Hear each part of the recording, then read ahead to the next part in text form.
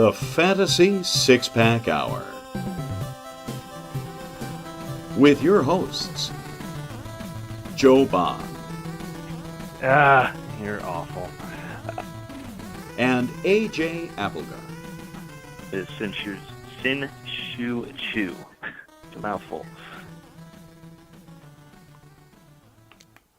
All right. Welcome back to the Fantasy Six-Pack Hour. My name is Joe Bond, founder of FantasySixPack.net. With me, as always, A.J. Applegarth. What's going on, man? Hey, man. How are you? Hanging in there. Been busy, man. Just ready to get this show started and just relax tonight, man. So yeah, I hear that. I'm on board with that.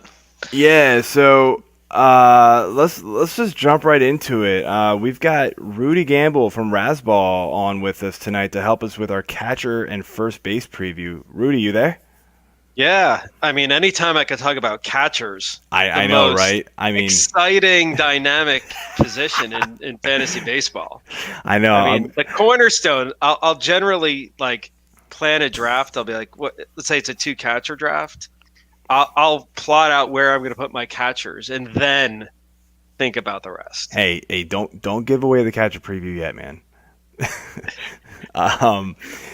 So. Before we jump into things, we like to do what we call the beer of the week. Beer. So, since you're the guest, we will let you share the beer you are drinking this week first. Nice. Yeah, so I'm coming off a dry January, so I'm definitely in. Yeah, it was resolution thing. Yeah, that's good, man. But it's a wet February, and so yeah, I'm in Austin, Texas, and there's a pretty good beer scene here.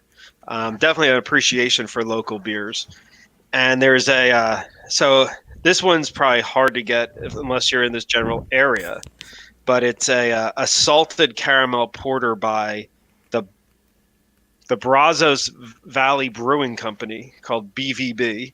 Out of Brenham, Texas, which is home to Bluebell Ice Cream and Blinn College, the pit stop for Cam Newton, between Florida State and Auburn. And I don't drink heavy beer usually. I'm a pale ale IPA type. All right. But I will say the Getting By B-Sides Rarity salted caramel porter is legit. If you're going to have caramel in your porter, I suggest have it salted. All right, fair enough. AJ, what you got this week? All right. So, in honor of tomorrow being good old VD, I'm drinking a local Jailbreak Brewing Company, good friend of the show, if you will, Special Lady Friend IPA. I'm not sure if you guys have had this one, or I Joe. have not. At least I don't know how far out Jailbreak's really going. Does it come with a special but it's motorized cozy? 7% ABV. What's that? Does it come with a special motorized cozy? It needs to. It's like I didn't realize from Fleshlight Brewing. You might have heard of it. Yes, that's my second favorite brewery. But yeah, the one good thing about Jailbreak, well, not one good thing, they have pretty tasty beer all around, but they're very very into the artwork on their cans and bottles and everything. So this one's pretty good. It's like an upside down woman, and she's got a little thought bubble that says "Love me," and she looks like she's about to disrobe the green robe she's wearing. So I'm into it. It's a good beer. It's pretty light. It's still got a good flavor to it. Not too bitey. But yeah, I'm into it. It's good.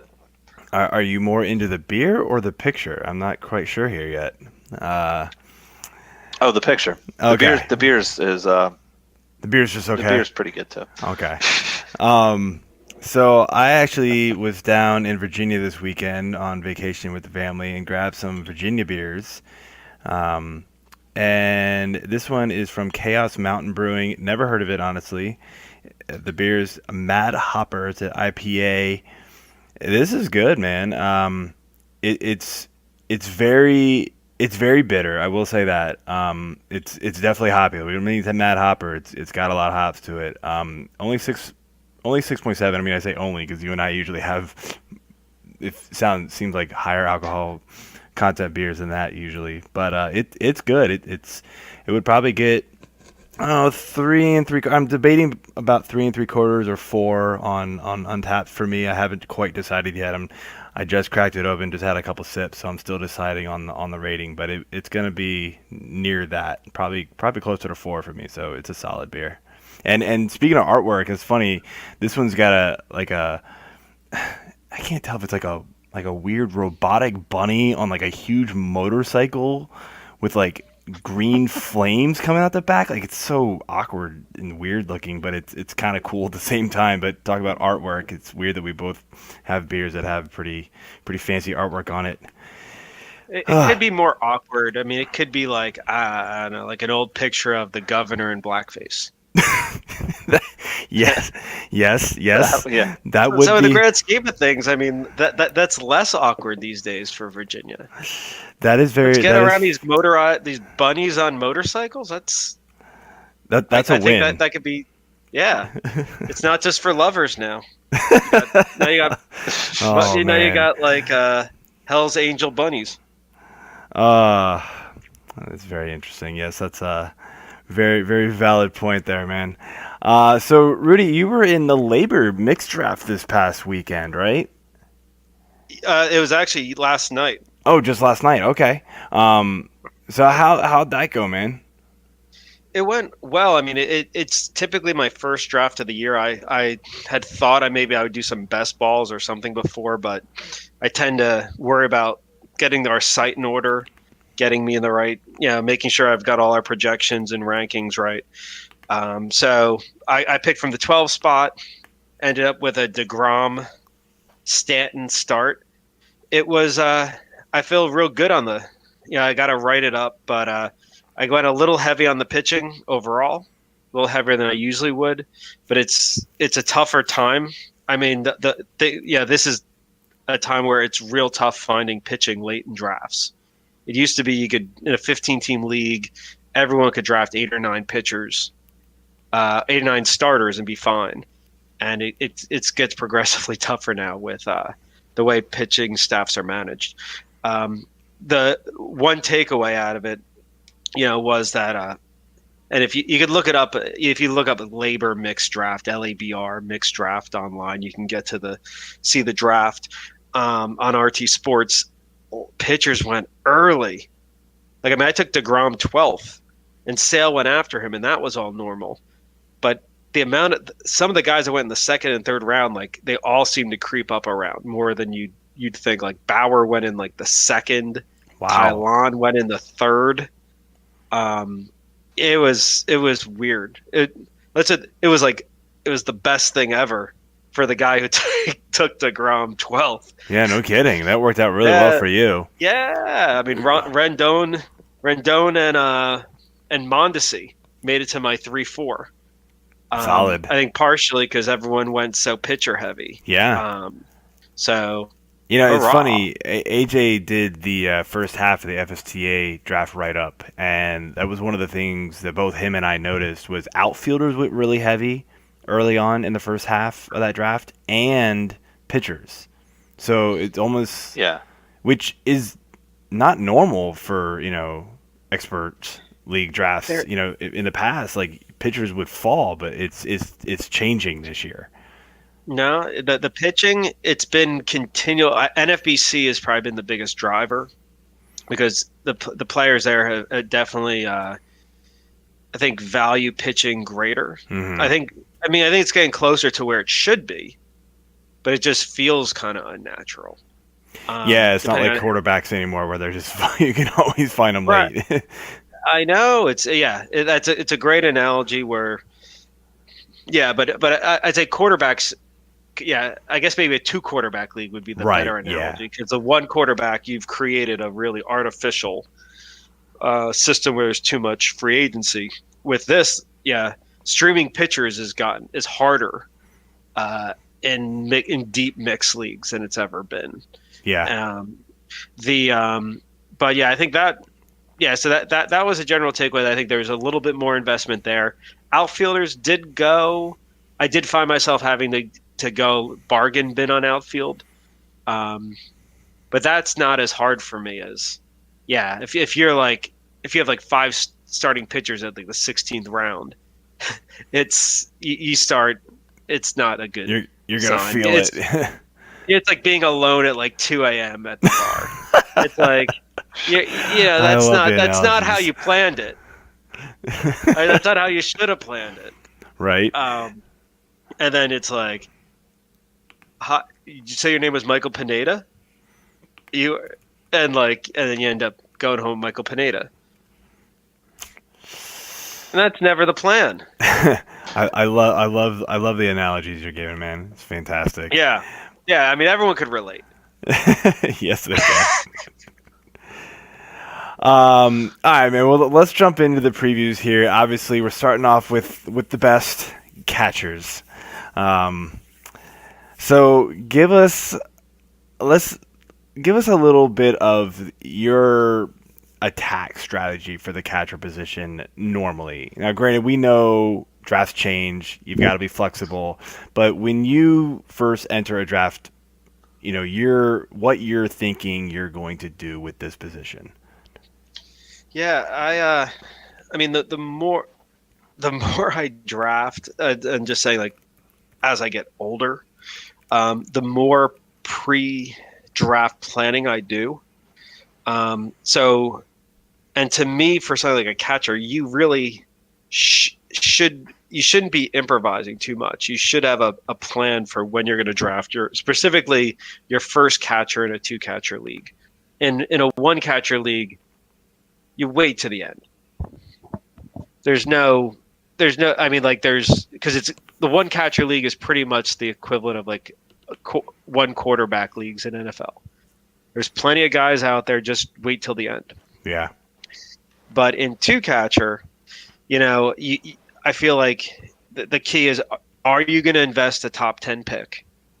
And to me, like top 10 picks, I tend to, have a really good idea of what I'm looking for there and trying to find interchangeable pieces. So I'm not kind of caught off guard. So either you're open to it or you're not. So I'll admit for like this, like yesterday, I wasn't drafting a catcher. It would have had to take, because I've heard like after the fact, it's like, oh my God, Gary Sanchez made it to the 7th round. And I'm like, I had him on my draft board, but there was no way I was taking him. There were other guys, I had priorities set, and that wasn't going to be where I made it would have taken even a couple more rounds for me to bite. Last year was different. Last year I took Posey in the 5th round in that same draft because he was built into a strategy I was doing around solidifying average. That didn't work out so well. Yeah.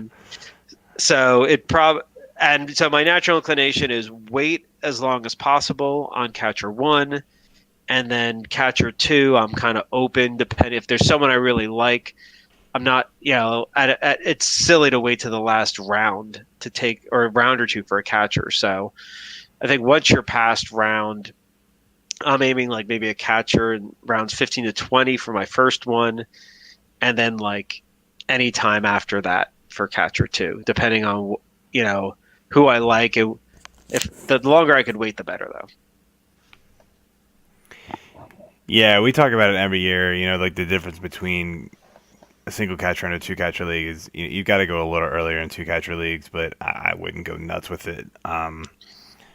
But you're pretty spot on there with the single quarterback league, and you're always going to have those like 1 or 2 guys that are going to go really early, and this year it seems to be Gary Sanchez going early again, and then now JT Realmuto. Are you ever, I mean, where these guys are going, it sounds like you're never going to own them. Yeah, and I mean, I guess if I was, I think last draft I could have taken Sanchez with the 6th pick, and I had Robles kind of. If I didn't take Robles there, I would have taken Eddie Rosario. So I was going outfield in that spot. Now it is a little bit eye-opening. Sometimes that first draft makes you kind of rethink things, and I never really draft the same draft twice. Because people will take your guys, so you try, but it really doesn't work that way. So I'm giving a little more thought to Gary Sanchez. Realmuto is pretty much end of 4th round, I think, is where he's going to be. He might even creep up a little bit, but end of 4th, early 5th is where Realmuto post-trade is kind of situated. And I think Gary Sanchez is more polarizing because the average was so bad last year. Yeah. And the thing that people don't mention, not to mix in the evaluation with the strategy, but there's something happened last year with Gary Sanchez that happened this year to Realmuto, which is they were both getting goosed up at bats because Sanchez would get DH time, and Realmuto would get first base time in Miami because it was kind of an S show, and they didn't want to play even when they had Bohr, they didn't want to. He could sit against lefties. So last year, I think Realmuto got 8 starts at first. I think those go away in Philadelphia. Now, whether they really wear him down or not is another question. I do have him number 1 for plate appearances as a catcher, but I don't. The thing that people don't talk about Gary Sanchez is once they got Stanton, that ate up the DH spot. He's not there. He's not going to get the DH very much, which means he's going to have to catch, and they like Romine, so I feel like Sanchez will have a good amount of plate appearances. But the thing that made him really special in 2017 was if he didn't catch, they DH'd him. So he was coming in with a 75 plate appearance advantage that now has been cut down maybe to 40, which is, assumes he actually gets a hit in the beginning of the lineup. So, I think a long way of saying that, I don't see me owning either of them because 4th, 5th round where they go, I've got other priorities. Yeah, I don't think they make a difference for the catcher position, but they don't make a difference enough for your overall team for me to reach for them. Yeah. That's my thing with them. Well, I mean, I guess you have to think about who you're getting around there. I mean, you're not. I mean, using yesterday's draft as an example. My 4th round was Adalberto Mondesi. My 5th was Daniel Murphy. So clearly, those guys, their strengths. I mean, that those two guys, the catchers can't touch. But if you're looking, Realmuto is really good 5 category value. Sanchez is really plus power. Mm-hmm. So if you were going, there's pretty much no draft construct Realmuto would be awful for. Sanchez, I think I would devote specifically if you had, he'd be a nice pairing if maybe you had Altuve as your first round pick. So you had this tons of average, good runs, good stolen bases. And if you had literally an Altuve and Verlander, and you're really and you're looking in your 3rd to 5th round picks, and you I could see Sanchez being there as basically I guess slight pun intended, a home run play. That's what would make sense to me.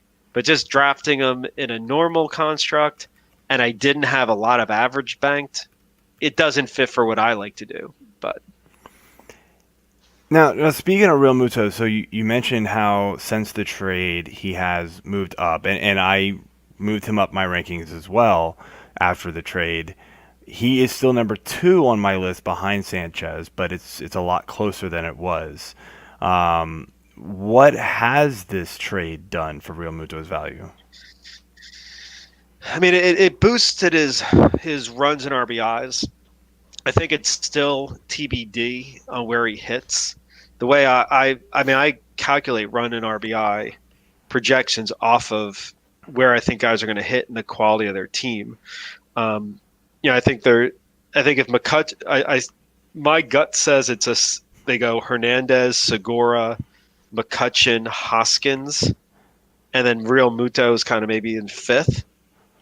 In that kind of scenario, it's probably a little better on RBIs, and he might even be a little negative on runs because it's hard to score. It's hard to get a lot of runs in the NL if you're not top 3, because the second half of those lineups just crater.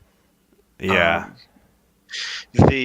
So that's my concern. If he hits 3rd, yeah, that's fantastic. I probably would. But I think when people are drafting him in the end of the 4th round, just in the 4th round, I think you're kind of paying for he's going to hit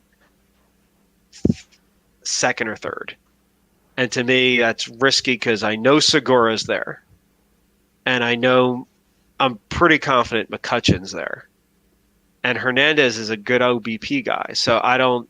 And they could sign Manny, and that would bump him down even more. Manny or Harper blows it out of the water. Yeah. Then all of a sudden, Realmuto's in a lineup extender, but hitting 5th or 6th. Maybe like I said, the RBIs could be good, but the runs will be bad. Yeah. Runs will be just okay. I mean, they'll still be okay because he gets more volume. Like I said, I could see how one would build a lineup around it. And I mean, there's no red flags. I think people are overrating the home road split.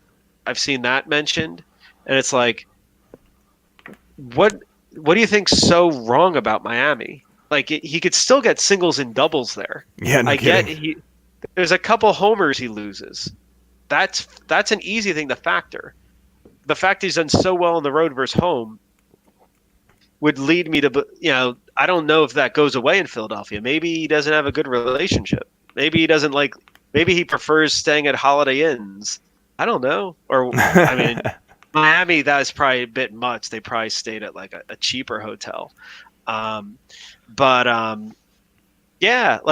I think people read into that too much.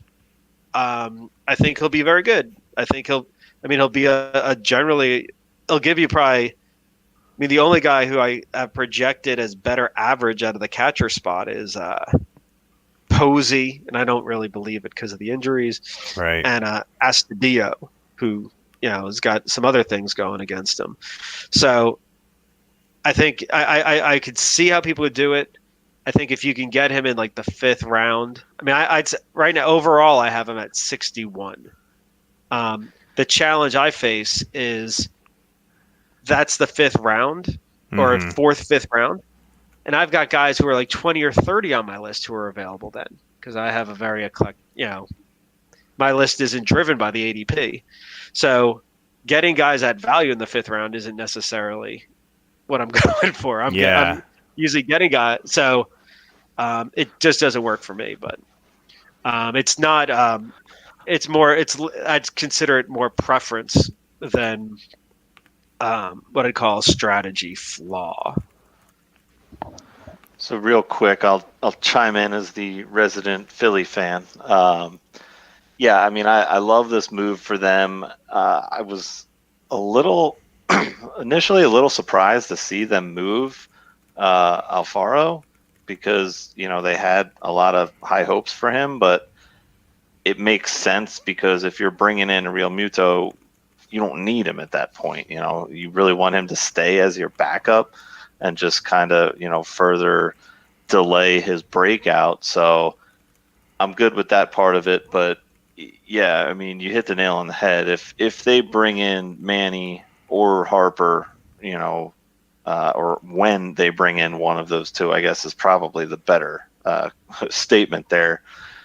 You know, you're looking at one of them slotting up in 2 or 3, and then I still think they keep Realmuto in cleanup or possibly at 5 behind Hoskins. So that's a strong front 5 to go through as an opponent. So, I mean, I love the potential. I think the RBIs and homers are going to be there for sure. Philly's a bandbox stadium, so I don't think that his initial home splits that he had in Miami are going to hurt him or be mimicked here. I think he's going to be better playing in Philly for half of his games instead of only nine games or whatever the divisional matchup would be. And the fun fact there is that there is a Holiday Inn right at the end of one of the parking lots that you can see from Citizens Bank Park. So if he's into Holiday Inns, golden. Got some inside information. All right, Rudy. So, you also mentioned Posey. That was the next question I had. I wanted to ask about Posey just because, I mean, everybody, he was the top catcher forever, it felt like. And he still, in my opinion, is getting drafted a little too high based purely off of the name recognition. Do you agree with that? And, and I guess a second part of that question would be, is he somebody that you are even remotely interested in drafts? I mean, it would be the same reason I went after him last year, albeit he's cheaper this year. I mean, I think it's 5 rounds cheaper. I think he's kind of like a 10th round ADP. He's delivers strong average, and then when you couple, it's tougher to find average as you go down the draft. He's not costing you power at the position. So, I'm gonna be honest, while I'm a little wary of it, I think if you're building a team with power and weak on average, so this would, let's say, so a good pairing would be Joey Gallo in the 7th and Posey in the 10th. And I do find pairing guys that have a flaw, although it's Posey's a catcher. That's his major flaw, I guess, a little injury prone. I like pairing guys like that. That the guys who drafts Gallo, if you don't plan and he's just I'm going to take Gallo, you look at your team at the end and you stink at average. So that's I think he would be in the 10th round or so if I had a team construct that was heavy on power, weak on average. I think he's a good play. If not, like I said, I'm probably just worrying about other things than and avoiding the risk there. I mean, I think Molina's going at the same price. I don't see why Molina is that much less risky. I mean, he's super old. And it's just going to break 1 year. Yeah. I mean, he has missed significant time, at least 1 year of the last 2. So, I mean, I kind of see Molina and Posey in that same bucket of like very good average for catcher. And I could see if you needed average that it's a way you're zagging where others are, not looking. And I think it's always valuable to think that I'll be honest, for me, and maybe it'll change as draft season goes on or where I draft, I haven't been short on batting average. I've found it pretty easy to keep it actually pretty high going into the 10th round. So at this point, I'm probably looking at maybe an outfielder, maybe a starter, maybe a first or second reliever. I'm still trying to wait on catcher here. So you'd You'd mentioned Astudio. I think that's how you say his name, right? Yeah, Astudio. I mean, what are your overall thoughts on him and a guy like Dany Jansen? Obviously younger catchers coming into the fold here. What do you think about these guys, and are you looking at them in any of your leagues? Yeah, I mean, there's been a lot of talk on Jansen. I mean, I think there's always a catcher like that every year. It's so tough transitioning to being to transition to be a catcher.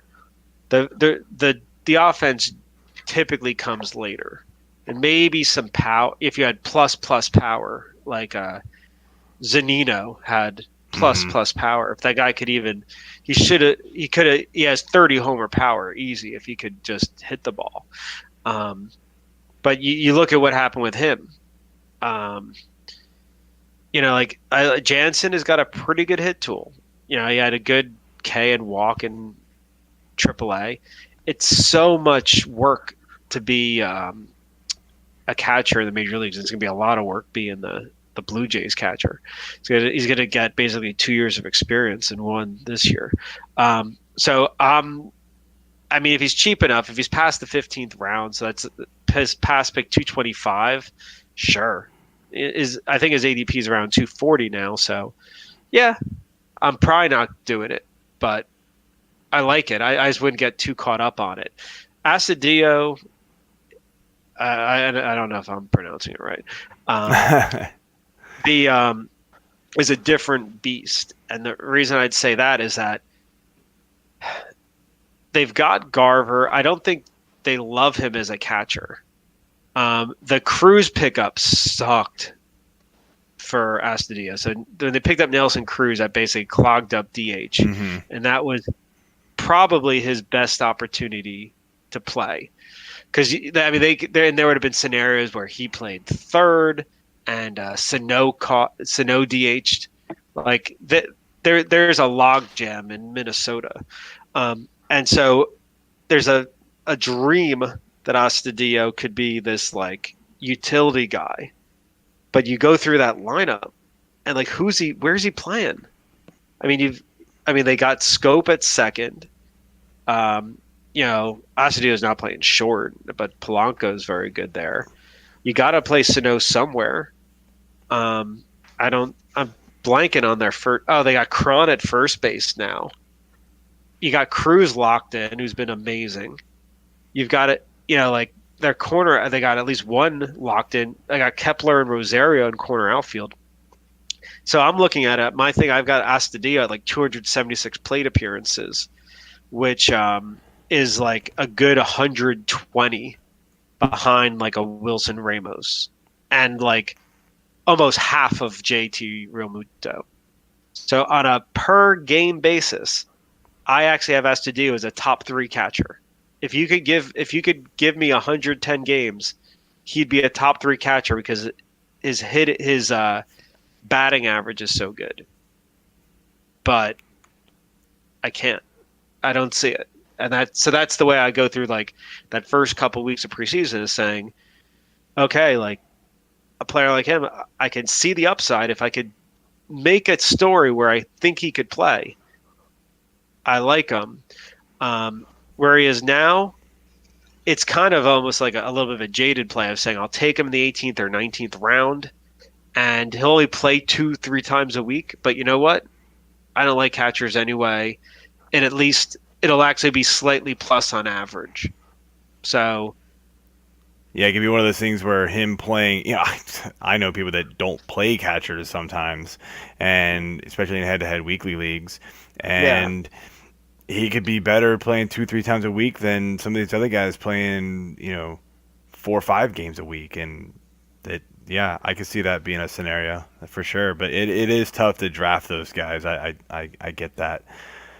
So I want to finish up catcher here. Get your thoughts on one over/under and undervalued player here. So start with an overvalued player. So I'm going to go with Wilson Ramos on this one. I've got him at about 195. So that's, third, 14th round, maybe 13th, 14th round. He's going at pick 138. So that's like a 4-round difference. Where I think the difference is on my thinking versus others is that last year he had the benefit of playing in Tampa. He DH'd a lot. He doesn't get that anymore with the Mets. Mm-hmm. A year and a half ago, he was out for an extended period of time. He's not young. I just see it. And they have Darno. So, yes, he'll get – so I see him as being like mediocre on plate appearances. I have him as having 50 less than Grandal, 80 less than Contreras. I have him 50 less than Posey, but Posey I've got a little bit of rehab time factored in. And you can't deal with – you need the max plate appearances if you're going to take a catcher in the first 12 rounds or so. Right. So I think people are looking at last year's stats and not looking at where he played. Because it's certainly easy. I mean, that's one of the reasons why Salvador Perez is a good play. That one, that they work him to death, but at very least he could DH a bit. When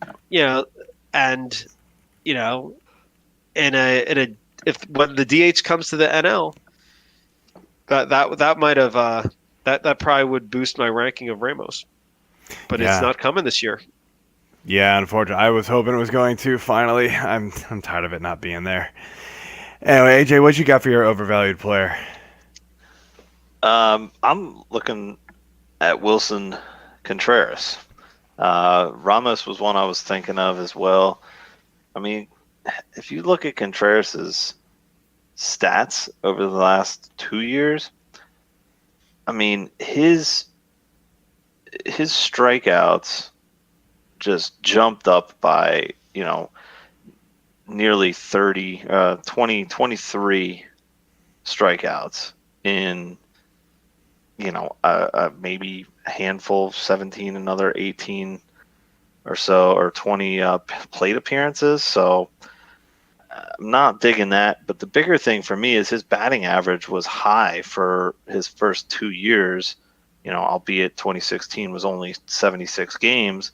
But he went down in that from 282 to 276, all the way down to 249 last year. And his OBP also dropped nearly 20 points. His slugging was down 100 points, over 100 points. So, that definitely hurts. He's still a double-digit homer guy. He's going to get you a decent amount of RBIs. I'm never been a big fan of his. I just don't really buy into the hype on him. Yeah, I can see that. So mine's going to be Buster Posey. I probably already gave it away earlier by mentioning that, he's being drafted on name value, I feel like, still at this point. But, power's been going down every year for a few years in a row. Batting average is up and down, although it's still really solid for a catcher, as you've mentioned many times, Rudy. But it just, nothing seems to be going... Nothing, his arrow does not seem to be pointing up in almost any category at this point. So I'd rather take a chance a few rounds later on somebody else who, may not give exactly the same stats as Posey would, maybe not the same batting average, but I don't have to spend the pick I do for those guys as I do for a Posey, just because he still is Buster Posey. So, undervalued. Rudy, what you got? I mean, there's not I don't really undervalued for a catcher, I guess, is under like quotes, because I don't. But one guy who's 20, I have 20 ranked 20 picks higher than his ADP is Salvador Perez. It's surprising. I'm not going to draft him, but I think he gives you plus plate appearances because of the DH and because he just plays a ton and he's been relatively healthy. For the position, he's a great power bat. Not at Gary Sanchez level, but I got him as easily number 2 on homers. I got Grandal 3 number 2 in RBIs, and he's not bad on average. He's better than Sanchez. So I feel like he's pretty much like a poor man's Gary Sanchez, but you're getting him 4 or 5 rounds later.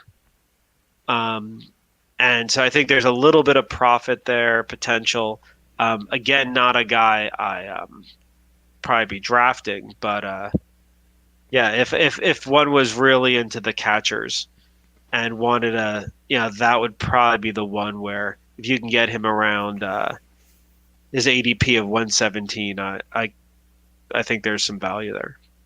Yeah, we're both Sal Perez fans, but I don't usually have him on my teams because of where he gets drafted. I just don't draft catchers that early, like you said. So, AJ, what you got for undervalued? I'm digging deep on this one. I'm keeping the same initials with WC, and I'm going with Wellington Castillo.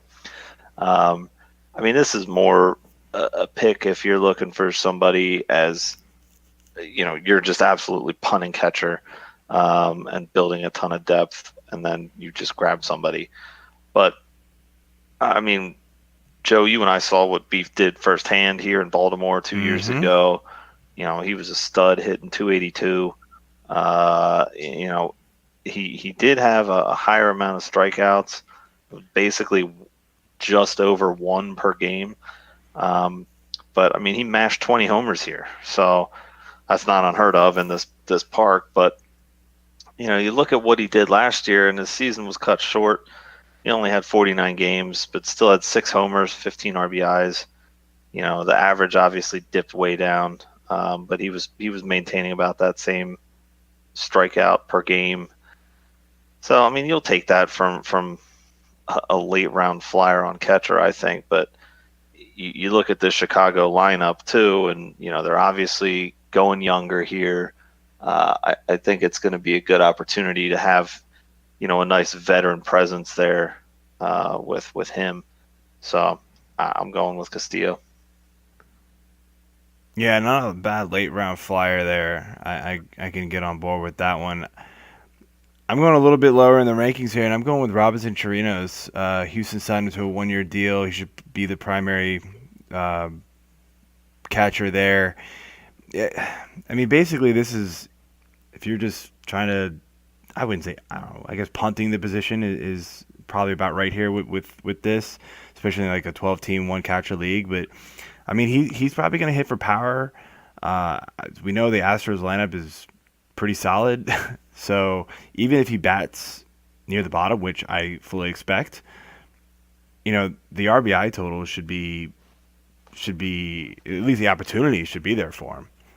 The average isn't going to be good, but the power should be good there too. So if you're just trying to find anybody to slot into that position, that's not a bad one. All right, Rudy, you ready to jump into some first base? Yes. I'm ready to leave catchers. Yes, absolutely, man. All right, so I should admit who I drafted last. Yeah, just to show that I punted. I got a 19th round Cervelli. Nice. And like a second to last round Christian Vasquez, because I still believe Steamer when it tells me that he actually could be a high average play. So it's extremely poor man's Posey. It's pretty much, he has a great contact rate. So as long as he could just not screw up launch angle and stuff like that. And I don't really believe I don't really know who else they're going to catch. So I feel like he'll get a chance to relive 2017. He's basically free. Yeah, and volume, I guess, is what you're going for there. Well, there's just so much of those guys at the end. It's like, I just don't think there's like a much different. There's a ton of difference between a lot of those guys. So I do like, if I am a little partial to the guys that have a chance at not killing me on average.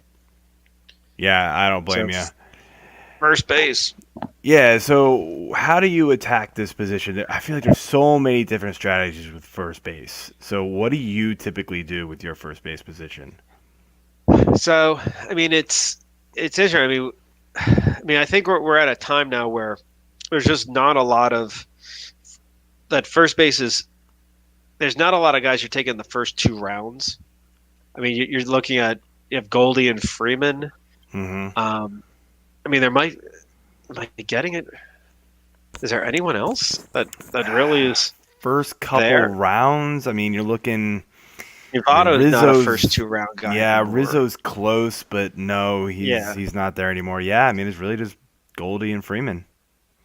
So, but you have so many guys that get it in their position eligibility. So it's I'll be honest, I don't really plan on first base.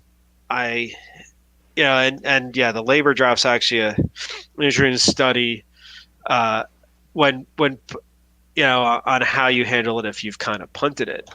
But yeah, I'm open. If anything, I do like to have at least as my first base or my corner a guy that's like first base outfield. There's a few right now. Bellinger, who's obviously an expensive one. Gallo, a cheaper one. Mm-hmm. Desmond, a less palatable one. Trey Mancini, who's a local one for you guys. Mm-hmm. Jake Bowers. So I do kind of like that type. But man, there's nothing easier to find than like a 20 homer, fairly empty first baseman. Exactly. DJ Cron's, the Justin Boers, although I don't think he's going to play enough with Pujols. Well, I guess in the first month he will. Just so many of those guys. Well, and I feel like too, there's always a guy like you just said. There's either going to be a guy who gets first base eligibility, at least halfway through the year, or a guy that gets called up that we didn't really even think about, and the Luke Voigt, right, and just kind of mashes to the end of the year, and you're like, well, okay. And then if you have that flexibility, like you're saying, you have your first base outfielder type plugged into your first baseman, for the beginning of the year, then you can slide that other guy out and put in the first base only guy later that you just picked up off the waiver wire. So yeah, I get being flexible and not reaching for some first baseman guys just to have the top guys. Yeah, and I think, and rallies. Like if you're taking Rizzo, Freeman, Goldschmidt, Abreu is a little tougher case. Votto too. Like it's tough for me to say where they should be right now. The learning I had last night was, I was in that stage where like you've got Zimmerman and Josh Bell and Carlos Santana and even the ghost of Miggy. Hosmer on the board, and man, I just don't know if it ever makes sense taking those guys because there's so many of them. Right. Like I basically got their stats, albeit without the first base, but I basically, instead of taking them in the 15th round, I took Tyler White in the 21st round. I don't know if Tyler White's going to be any worse than those guys. He should, and I got Kendrys Morales for free in like the 27th round, and you start looking at it, and it even makes to the sense where it's like that you just punt, you almost treat first base like a catcher. That if you're not gonna, once it gets to the point where there's just a bunch of okay plays, the Brandon Belts of the world, yeah, there's no difference between them and Yonder Alonso, who's gonna go in like the 20th round. Just keep waiting because they're all just dudes at that point. Like they're all just guys that are going to give the exact same stats. I hear you. I totally hear you. And the good thing is you'll be positioned for the next Aguilar. Because, go pick up because you'll be looking for first base probably the whole right. time. If you invest a top 15 pick, your first 15 rounds. So I remember this like 2 years ago with Tommy Joseph. Who was on the Phillies. And I held on to him too long. And yeah, I mean, and I didn't even pick up Hoskins when they called him up, which was even dopier. But yeah, so it's like it's best, like the ideal is just to have a few multi-position guys that are kind of floating in there, and not clogging it up with the Ryan Zimmermans. If you can get them super cheap or get them on waivers, great. But I definitely challenge people, like, when you think you're going to draft them, look at the board again and just say, is there really a difference here? Where that could be your third closer at that type of position. Like the 15th round has a lot of value. The 21st does not. Right. All of a sudden, yeah, like you're the scourge of like SP and RP. Like you might find someone, but it's a lot harder. That first 15 rounds, I'm trying to get as much depth and starters as possible. So yeah, that was kind of a secondary point. No, all good, man. I do think it has like some. That is the first time I really thought about it, though, because I would have just said, "Oh, well, you've got a few guys, just take the best one." And it just every time I looked, I'm like, I'll wait. And then yeah, when I saw on my board where Kendrys Morales was, that it was pretty much ADP was saying he might not get drafted. And then you look at what he did last year, and it's like it's the same player. He had the same year as Justin Smoke with a better. He had the same year as Justin Smoke, and he goes 10 rounds later. There's no difference. Yeah, I totally agree with all of that. It's very good points. So, speaking of the top guy, Paul Goldschmidt, we all know the super slow start last year. I mean, I don't know how many questions on Twitter and you name it we got about, oh my gosh, should I be dropping Paul Goldschmidt? What's going on? What's going on? What's going on? And then I was, constantly telling people, no, you're not dropping Paul Goldschmidt. Just wait it out. This is going to work itself out. And it did. And he obviously went on to have, not the same year he usually has, but he had a very, very good year. Is there any concern about that slow start, though, and the move to St. Louis? Well, he goes from like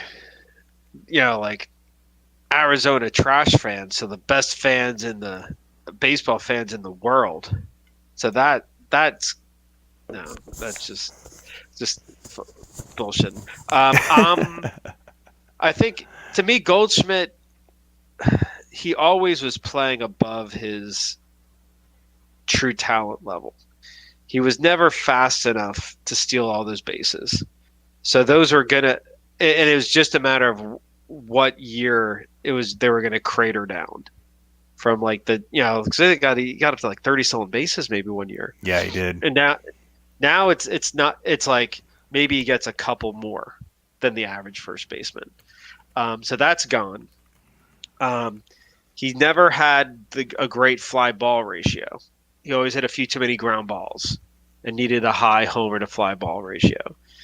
And, last year was the first year with the humidor in Arizona, so that might have contributed because before then it was a nice homer park. Although they didn't get it right away, right? And during his slow start was in the beginning, so that is. No, I thought it was. No, it's from the get-go. Was it? I don't know why I'm thinking.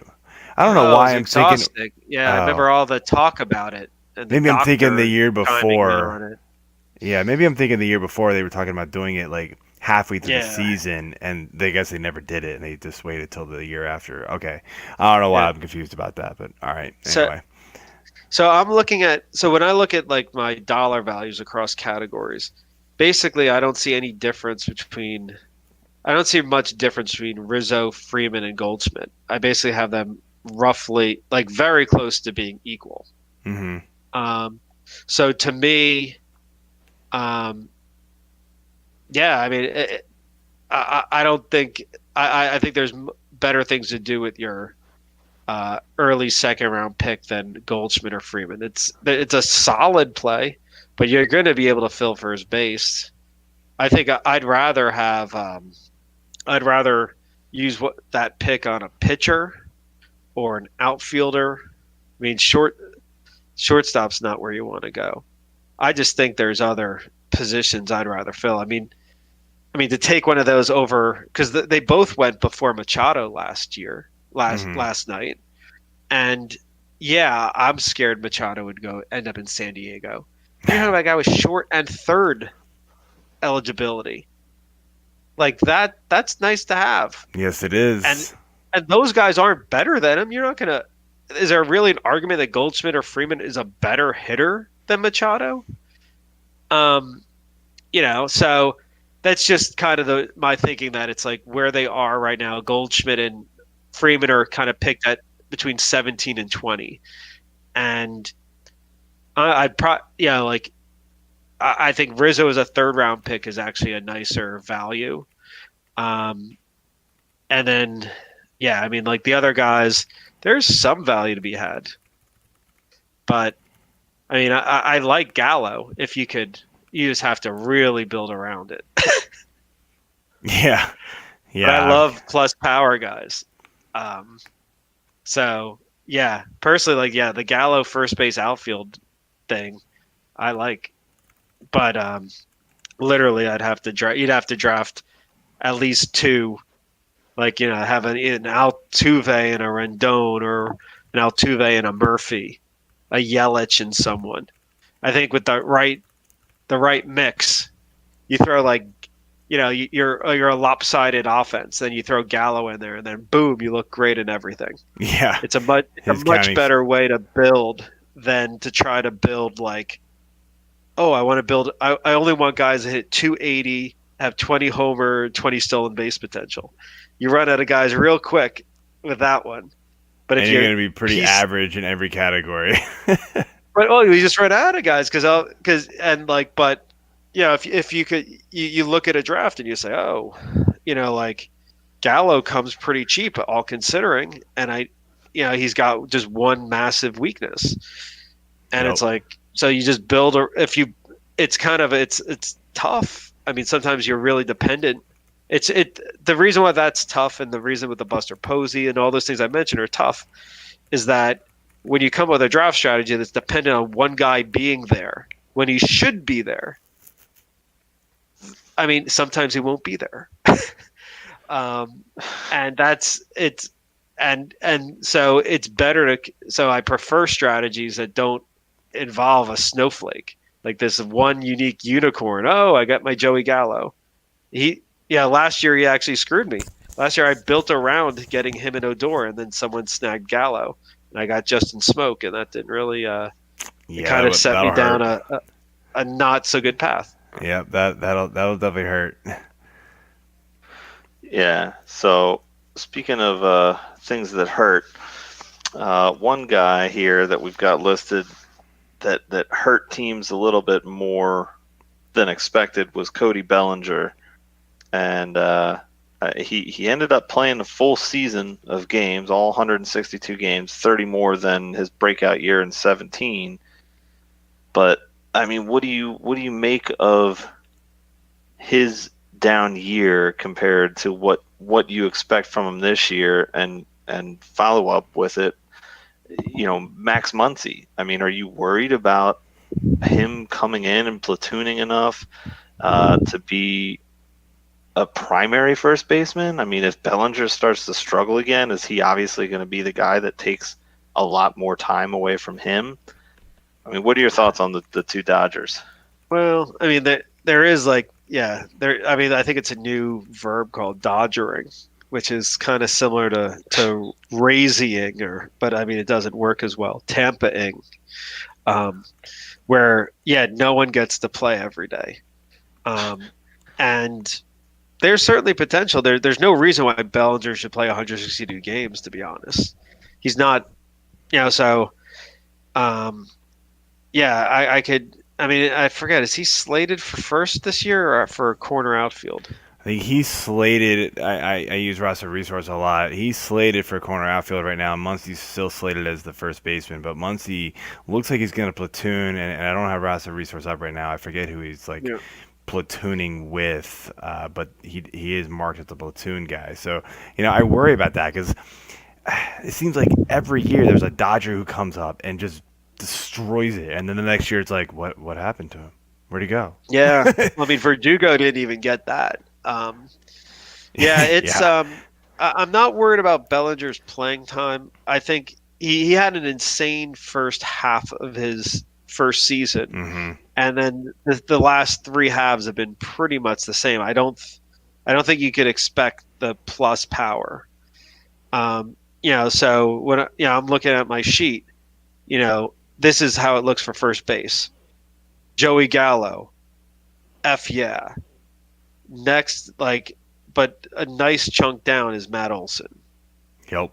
and then and then Bellinger's in there with like Rizzo, and Aguilar, and Edwin and Encarnacion. Although I don't buy that one maybe as much. I don't love that one. So he's still plus power.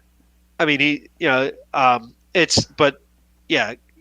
Gallows and Stantons I consider are like an extra level above, and that's basically the thing that's changed on Bellinger, because he wasn't a good average guy. He wasn't going to steal more than a handful of bases, maybe like 10 bases. He was going to be fine on runs and RBIs. It looked like, oh my God, is this like Sean Green in his prime when he's like a 40-plus homer hitter? And right now, yeah, you can't really count on it. I think you're looking at like a 30-homer guy. There's value in it, where he's getting picked, I think's okay value. I mean, at least the first base outfielder gives you a little bit of flexibility in drafting. So yeah, in case like another first baseman, I like it just because if there's another first baseman falls to you, then you could always just shift him to the outfield. Yeah, I do like that. But I'll be like, I probably would prefer just taking Olsen a couple rounds later than taking Bellinger. But or again like Gallo if I loaded up the average. Yeah, that makes sense. So our I can't quite figure out what is going to happen with Max Muncy. Like, do you think he's the primary first baseman for the Dodgers? So I do find like one thing, because I've building my rankings without ADP, and I look at ADP, and for the most part, if I have him ranked way below ADP, and nothing looks wrong, he's off my radar. Max Muncy is so off my radar. I literally have him at 230 based on my, projections are based on my playing time, some steamer, some adjustments. I have him at 230. His ADP is 125. I don't think there's anyone in the draft that is more impossibly can't be on one of my teams than Max Muncy. I don't hate him. I don't know. I mean, like right now it's saying like his average looks awful. Like he's a to me, like the only guy in the position who looks worse on average than him is Gallo, according to these values. Like Olsen is better. I'll be honest. I don't really trust it. I tend to be that type that think, yeah, there's probably a good amount of regression there. It seems hard to sustain, but one of those late breakout guys that you just aren't. You can't. It's hard to trust those guys to keep it going, but it does happen. I mean, you do see it, but I feel like more often than not, it doesn't. It's not sustainable. It's you're paying for, a non-unique skill. He's just got he performed with that skill at a high level, and I mean you also got him as a free agent. I mean, investing in him is like a top 10 round pick. Mm-hmm. Like I said, I'd rather just wait. I'd rather get stuff that's not gonna not hurt me on average. I just don't need to invest there. Like I said, if he was going at where I have him, yeah, then fine. But to me, like I don't see him as like that much. But I like Justin Smoke better, and I don't like Justin Smoke. Well, alrighty then. So so to move on here, you mentioned high average guys, and the next guy I have written down here to discuss is Joey Votto. He has been a stud for many, many years. High average. We obviously know the crazy OBP for those in OBP leagues. And then last year, things were bad. I mean, like, average dropped. I mean, still a nice average, but power just fell off a cliff. Everything just, I mean, it felt like the Buster Posey drop, like, in comparison to, like, catcher and first base, in comparison. But is Votto not that elite guy anymore? Is he kind of done for that level, or are we expecting a bounce back? Yeah, I mean, I think it's Rob Silver says it a decent amount. I can't say it in a Canadian accent, but more or less it's Hall of Famers do Hall of Fame things, and Joey Votto, while he might not make the Hall of Fame, his hit tool and his on base percentage is Hall of Fame. It's kind of like, to me, like in the Edgar Martinez level of just awe at their ability to just hit hard contact, never walk like at will. I mean, he fell off a cliff. He's 35. Doesn't it's like, to me, it wouldn't be surprising. I think I'll have a better year than last year. That's not really saying much. You'd think with that, with his skill, with that park, 25 homers and 280, feel like they should be the floor. But I'm just concerned, players are aging awfully now. Mm-hmm. I'm not going to speculate on it. I will. But I will say that I don't like betting on bounce backs for guys that age. Mm-hmm. I think it served me well with, like, there's no way I'm taking Miggy Cabrera this year. He's going super cheap. To me, it's a sucker play. Yeah. I just don't want, Encarnacion is kind of in that, although I don't think I don't remember his stats last year, but I mean, I don't think he fell off a cliff per se. It wasn't you just pretty. Don't need it. Yeah, it wasn't pretty. And again, like, I mean, there's plenty of first basemen, even though they might not be great. Like, there's always going to be someone. There's no reason to rush to it. You're buying stats in that first 10 rounds. So the question with let's be honest, so Votto went 66. You can get Daniel Murphy then. And now Daniel Murphy is going to get to play in Colorado. He still hit really well last year once he got back. And he's going to get to stash at first. It's like, I'm taking Daniel Murphy every time. And I get first and second eligibility. Yeah, that's pretty money. I mean, like, Murphy might be just 1 year away from true. Getting in that territory. But I mean, he's probably one of the few guys that, not on base wise, but in terms of just quality of bat and ball, is maybe could like sniff Votto's jock the last couple of years. So yeah, I'm looking at, like, if I really needed average, I want that. If I really need average around then, I'm looking at Segura. There's probably, other guys, a Puig, Rosario. I'm just saying, like, it's just replaceable. On base percentage is a whole nother factor. I don't know where I right now have him ranked in OBP leagues, but yeah, for a guy that would make me think again. I mean, his value in OBP leagues is just insane. Oh yeah, I mean, last year he was. I mean, he's been near first round in OBP leagues for a long time, and he probably is like at least a second round pick in OBP leagues. His OBP is it's insane. Yeah, and I mean, and first base changes there too, because Freeman is a high OBP guy. I want to say those are the two that really change. But as I until Tout Wars happens, I don't really spend a lot of time thinking OBP. I'm kind of in average mode. But yeah, so I think I don't like the there's too much downside that Votto's just cooked. It'd be sad, but he seems to have like other career opportunities because he seems to be a real a funny guy. So maybe they'll give him a show on MLB and can get maybe they can replace Millar or something. I don't know. So speaking of some buying and selling, and what are you looking at for Mr. Jesus Aguilar? His name just popped up here. I mean, are you buying his 2018?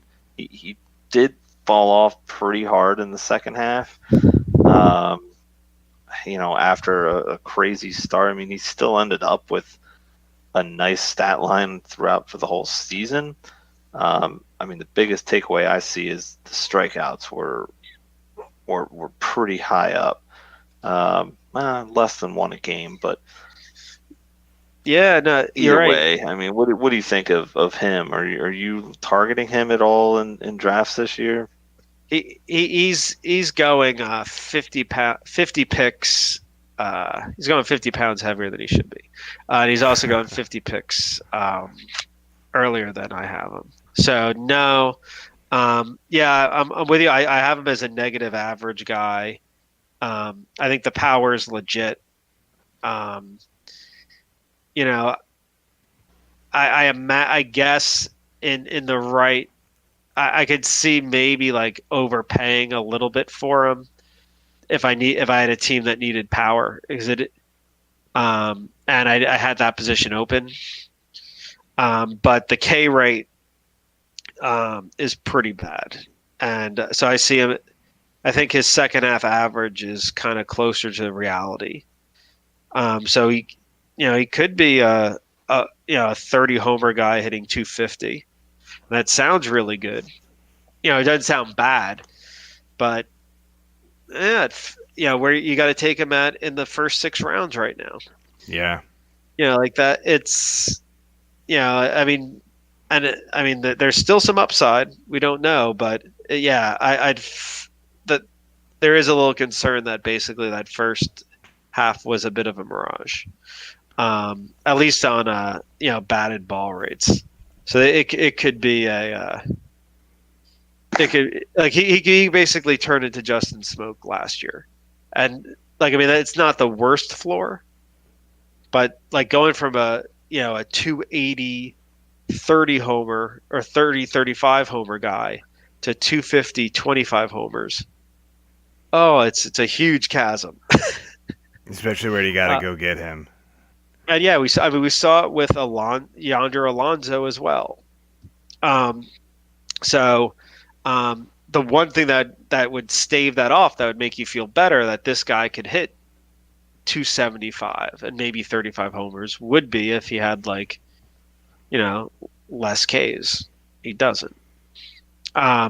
So yeah, he's got that kind of hole, as opposed to basically Jose Abreu throughout his prime. I don't have the stats in front of me, but I feel like one of the things that kept Jose Abreu really steady in his value is he could hit 280, 290 because he just didn't strike out at the level of the other guys. So yeah, looking at it now, he's K'ing at he's maybe 20% of the time has been his history, where Aguilar is more like 30%. That's out of that extra 10% that go into play, you're going to get 3 hits. That's basically that's a difference between a guy that could hit continually 280 and with power versus 250. And the 250 guys are pretty fungible. A lot of them. So yeah, I'm and I mean, unfortunately, yeah, when you think of the Aguilar, you think of Ryan Zimmerman, what he did 2 years ago. Yeah, that I don't. I really don't want to pay too much on that. I feel like it's a bit of a crapshoot. Try to get a guy with good fundamentals, but I'm looking to pay. I'm just looking for safer bets. Yeah, and boning and kind of getting more stolen bases, and batting average earlier in the draft, knowing that that there's a group of players that can give me the power RBIs with bad average, and there's a whole group of those. Yeah, I agree there. So let's finish up here with our overvalued, undervalued players, and let's go ahead and start with your overvalued first baseman. That's might be Aguilar. He was on my short list. Yeah, I mean, it is weird. Like some of these guys are. It's crazy to look at my list. Yeah, like I mean, I got Votto like maybe a round too expensive. Yeah, no, I mean, right now I've got Aguilar is more 133, and he's going at 84. So yeah, it's just a concern that he's going to just be like a 250, 30 homer guy. Some decent value there. Maybe it's a tolerable floor, but there is always the potential that Braun gets first base time if he does. If Aguilar isn't very good, they still have a pretty stacked roster. I feel like right now, Thames and Braun are still on the roster. So yeah, I mean, the floor could be that he's a 250, 30 homer guy that only get that isn't playing every day. So so that would be my that's right now my number one guy I'd be a little concerned about. Fair enough. AJ, where you at? For overvalued, you're saying? Yeah, overvalued. Over. I'm going to dig a little deeper here. I'm going with Ian Desmond. I had really high hopes for him when he went to Colorado last year, or 2 years ago, really. Sorry. Mm-hmm. And I mean, he's played well, but you saw it in 2017 with the injuries again. Last year he bounced back. He played in 160 games. So, overall, I feel like he's shown that he can be healthy. Aside from 2017, he's kind of shaken that off. But his average was such an albatross last year. He went from 274 in 17 all the way down to 236. His strikeouts, almost doubled. Not quite. But, again, obviously he's playing in a lot more games, so you anticipate increases in that. But you would think his average would have either maintained or dropped slightly. He did walk more. He still mashed 22 homers. Stole a few bags. Stole 20 bags. Got caught only 6 times. So, I mean, the stats are there. He's going to help your team, but I'm not excited about Desmond, and I'd rather try to build some depth somewhere else, at that point in the draft. Yeah, hopefully Desmond is not going to be your starting first baseman ever. But mine's going to be Jose Abreu. You kind of mentioned him earlier, Rudy. Yeah, he dropped off pretty good last year. The White Sox lineup isn't going to be great unless, obviously signing Manny, because I think they're still in the running, is going to help. Abreu was always kind of consistent, and I think that's what kept him up there. High average, hovering around 30 home runs every year. He was solid, but last year just, I don't know, things just, maybe he got old real quick at 31, and it's he's obviously not going to get any younger here. So I think we could be looking again at another low 20 home run season. Maybe the average ticks up a bit from 265, but at the price you're having to pay for him, I'm waiting for first base if that's the guy I'm staring at on the draft sheet. So undervalued. What are you looking at, Rudy? A guy I wasn't able to get yesterday, Jake Bowers. I don't, I think the thing that he's given you is the first base outfield. You can be able to get him like the 13th, 14th round. Decent power. I think the power and the average are going to inversely. He has pretty good speed. I think he could steal 10, 15 bases, so he can give you that. And Cleveland right now, that lineup is really pretty shallow. Yeah. So I do think it's hard for me to see him hitting much lower than 5th or 6th in it. So I think he could help there on RBIs, and I do have this. I don't know if it's born in actual like reality, but I do think guys, that a guy like Bowers hitting 5th or 6th has the benefit of them maybe playing small ball and letting him steal.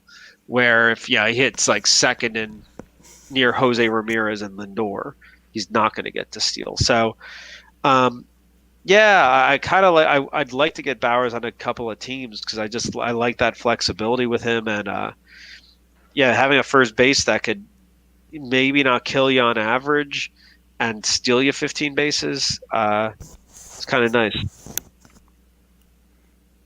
Yeah, it's like the Hosmer back in the day. All right, AJ, finish up here with undervalued. Well, originally I was going to go with Justin Smoke, but he's been getting a lot of hate tonight, so I'm going to go ahead and stick with. I'm going to stick with Cleveland, and I'm going to go with Carlos Santana. Really would like to see him and Rob Thomas get back together, get a little duo out on the mound, maybe play some smooth. Just kidding. Anyway, he's never been a great average guy, obviously, but his average dropped 30 points last year coming to the NL, which usually you would think it would go up 30 points. His OBP still stayed consistent. Slugging dropped a little bit. The walks increased a lot. Strikeouts were damn near the same. I think coming back to Cleveland, he's going to mostly slot in at DH anyways. So you're going after him more for the first base eligibility. If you're going to take a late flyer on him, he plays almost every game, so he's going to be out there, and hopefully his average can level back out to where it was in 16 and 17. And he's going to get you some homers. He's going to help you in all the categories aside from average. So I really think that he's worth a late flyer. So I'm going Luke Voit. Maybe a little bit of close to the heart here. Kind of helped me win a dynasty league last year. Picked him up super late. First base was a black hole for me, and he helped me out tremendously. Huge end of the year. The only worry with him is they have kind of overloaded the infield to where there's now talk that LeMahieu could even like utility into first base because they've got, they signed Tulo, but I don't know. I think we all kind of expect Tulo to get hurt at some point, so I think that's going to open up a lot more at bats for everybody, and they're going to have to shift Torres and LeMahieu, and I don't know why I'm blanking on the other guy. Back over to Andujar, thank you. Over to to the other positions there, and Voice is going to slide over to first base. I'm done with Greg Bird at first base. I think the experiment's over. As much upside as he had, it's just I feel like it's over for him. So I'm all aboard. Luke Voit as a obviously not your starting first baseman, but a corner infielder, utility type, late round pick is somebody that I think you could definitely go after, and the upside is tremendous with him. I feel like so. All right, man. Rudy, that is all we've got. I want to thank you so much for coming on. Tons of great information. Before we let you go, though, make sure you let everybody know where they can find you online. Yeah. Well, I'm at Rasball, and you could also get me on Twitter at Rudy Gamble. All right. Well, yeah, definitely check out him on Twitter and make sure you check out the site. Definitely great stuff. I go over there and check out the projections. They're very, very useful. So, all right, man. Well, thank you for coming on again, and we'll have to do it again shortly. Awesome. Thanks for having me. All right. All right, man. Thanks. Appreciate it. Bye. All right, AJ. Well, that's all I've got for the show. You got anything else to add? Yeah, I will eventually get my part 2 article here. We will have it by this Wondering about weekend. Yeah, and I started it and then just got tied up with some other stuff and It happens. haven't been able to sit down and really get my analysis out on these guys. But yeah, I mean it was a good looking draft. I'm very, very excited to get my thoughts out here and hopefully get some feedback on it from maybe some of the guys that were in the draft. That'd be cool. If not, whoever decides to read the article. Yeah, absolutely. And you're definitely referring to the FFCA draft analysis. So Yes. yeah, looking forward to reading the second half of that. I like the first half that you did. So, all right, well, that's all we got. Come back next week as we're doing second base and shortstop, and we will see you next time. See you.